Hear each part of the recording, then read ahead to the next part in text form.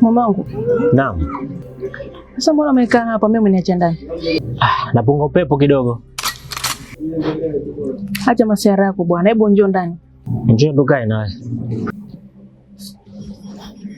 Twende. Hebu kwanza hicho ulichokificha ni? Hamna kitu.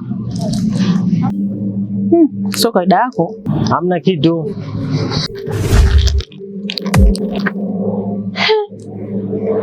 We mwanamume we. Kumbe hujafunga.